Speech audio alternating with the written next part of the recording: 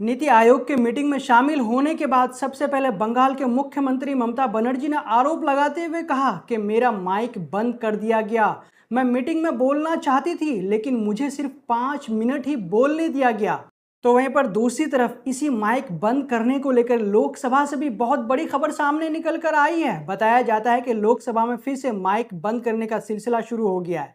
लोकसभा में इस बार पूर्णिया के सांसद पप्पू यादव का बोलते बोलते माइक बंद कर दिया गया है। पप्पू यादव का माइक बंद करने पर सदन के अंदर ऐसा हंगामा हुआ कि उन्हें फिर से बोलने का मौका देना पड़ा। तो दोस्तों, ममता बनर्जी का माइक बंद करने को लेकर और पप्पू यादव का लोकसभा के अंदर माइक बंद करने को लेकर इसके बारे में हम आपको विस्तार से बताएंगे और साथ में ये भी बताएंगे कि ममता बनर्जी ने ये जो आरोप लगाया कि मेरा बोलते बोलते माइक बंद कर दिया गया, तो इसके बारे में भारतीय जनता पार्टी ने अपना क्या बयान दिया। लेकिन उससे पहले हम आपको आज के दिन भर के ट्रेंडिंग और वायरल न्यूज़ के बारे में बता दें। आपको याद है दोस्तों कि कुछ दिनों पहले एक लड़का चलती ट्रेन में स्टैंड करते हुए नजर आया था, जो कि वो वीडियो सोशल मीडिया पर काफ़ी वायरल हो गया था। लेकिन बाद में पता चला कि इस तरह का भयानक स्टंट करने की वजह से उस लड़के के एक हाथ और एक टांग चली गई। ये जो आप तस्वीर देख रहे हैं, ये दोनों तस्वीर एक स्टंट करते समय की है, तो दूसरा उनके एक हाथ और एक पैर जाने के बाद की है। तो इस वीडियो को रेलवे डिपार्टमेंट ने शेयर करते हुए लोगों को इस तरह का स्टंट न करने की सुझाव दिया है। आपको तो पता ही होगा दोस्तों कि ये रील्स का ज़माना है, शॉर्ट्स का ज़माना है। लोग रील्स बनाने के चक्कर में अपनी ज़िंदगी दांव पर लगा देते हैं। इससे पहले भी आपने इस तरह के कई सारी घटनाएं देखी होंगी जहां पर कईयों ने रील्स बनाने के चक्कर में अपना जान गंवा बैठा। जहां पर देश में बेरोजगारी और महंगाई आसमान की बुलंदियों को छू रहा है, तो वहीं पर गाड़ी पर लिखा हुआ एक पोस्ट सोशल मीडिया पर काफ़ी वायरल हो रहा है।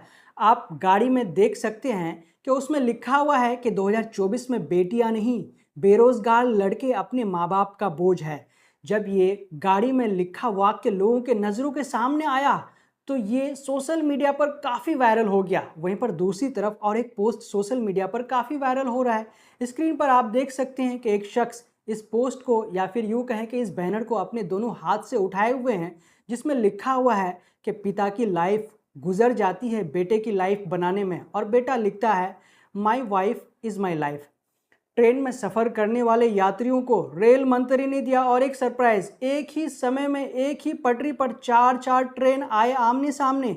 इस खबर को सुनकर सबके उड़ गए होश। इन सब में सबसे अच्छी बात यह है कि कोई भी हादसा नहीं हुआ, कोई भी घटना नहीं हुआ और किसी का भी कोई नुकसान नहीं हुआ। लेकिन इस खबर ने सबको चौंका कर रख दिया कि ये देश में क्या हो रहा है। और वहीं पर दूसरी तरफ महाराष्ट्र के पालघर के बोईसर रेलवे स्टेशन पर मालगाड़ी की कई बोगियां पटरियों से उतर गई।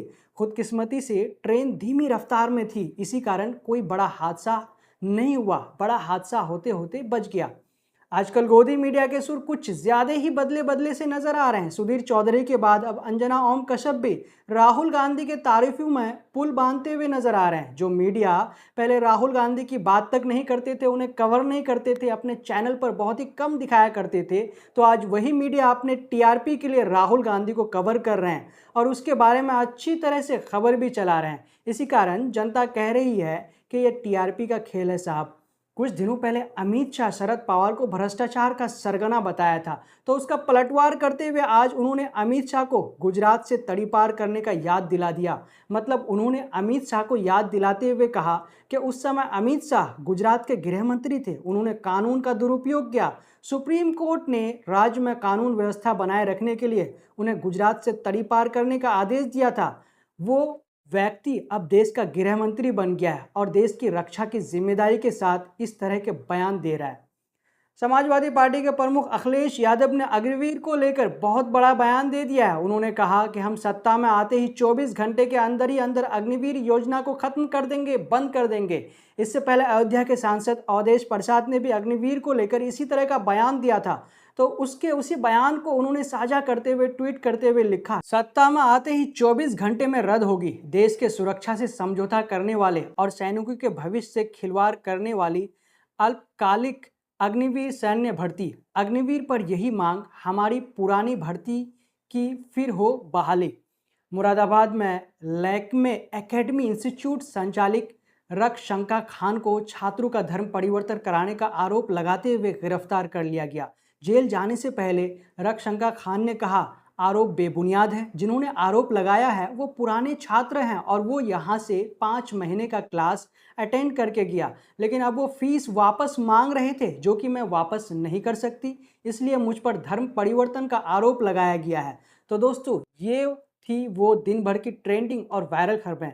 तो चलिए अब हम बढ़ते हैं मेन खबरों की तरफ, जहाँ पे पप्पू यादव और ममता बनर्जी के माइक बंद करने को लेकर हम विस्तार से आपको बताते हैं कि क्या है पूरा मामला। आज जब दिल्ली में प्रधानमंत्री के निगरानी में नीति आयोग का मीटिंग चल रहा था, तो वहाँ पे लगभग देश के अलग अलग राज्य के मुख्यमंत्री पहुँचे थे, लेकिन विपक्ष की तरफ से सिर्फ ममता बनर्जी उस मीटिंग में शामिल हुए थे। जब ममता बनर्जी इस मीटिंग में शामिल हुए थे, तो जब उनके बोलने की बारी आई तो ममता बनर्जी ने कहा कि मैं बोलना चाह रही थी, लेकिन मुझे वहाँ पे बोलने नहीं दिया गया, सिर्फ 5 मिनट के अंदर मुझे बैठा दिया गया, जबकि मेरे अलावा वहाँ पे कई सारे मुख्यमंत्री थे। उन्होंने कहा कि उन्हें लगभग 20 मिनट तक बोलने का मौका दिया गया, लेकिन मैं जब बोलना चाह रही थी तो मुझे बोलने का मौका नहीं दिया गया।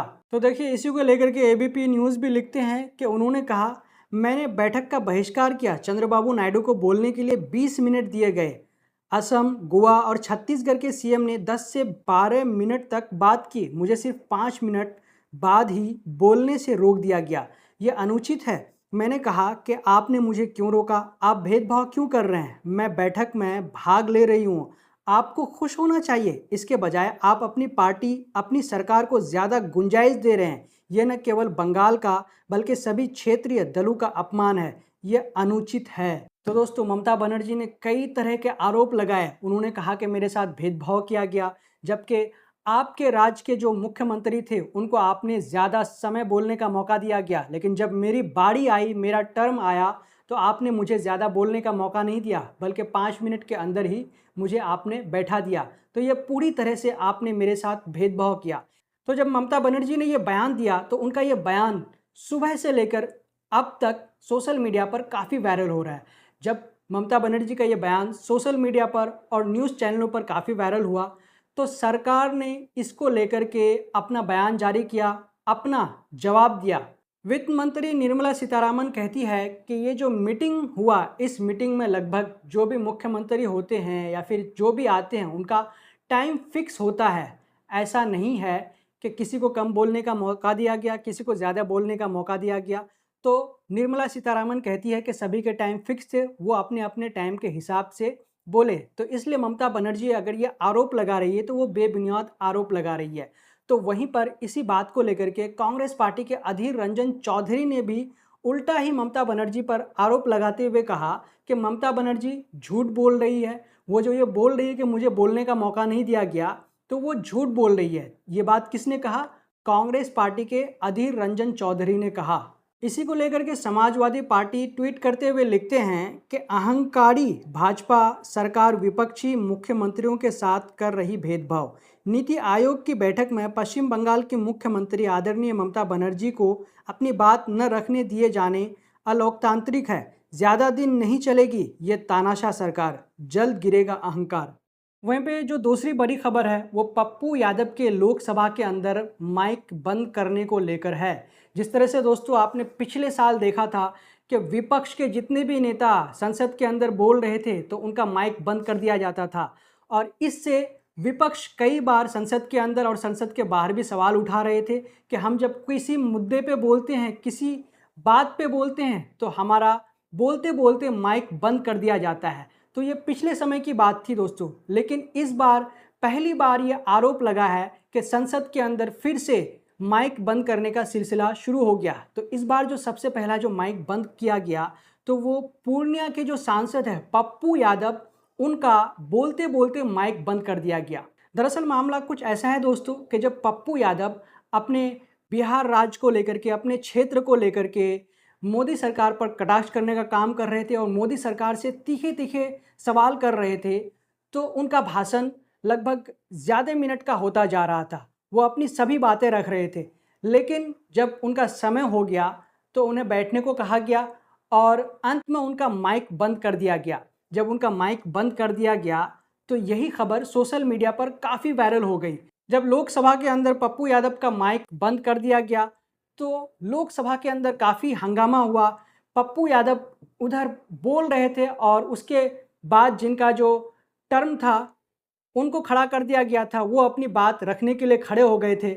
लेकिन पप्पू यादव इनका इतना विरोध किया कि उन्हें फिर लोकसभा के अंदर दोबारा खड़ा करना पड़ा और उनका जो अधूरी जो बातें रह गई थी उन बातों को फिर से पप्पू यादव खड़े होकर के पूरा किए और स्पीकर के सामने उन सभी बातों को रखा।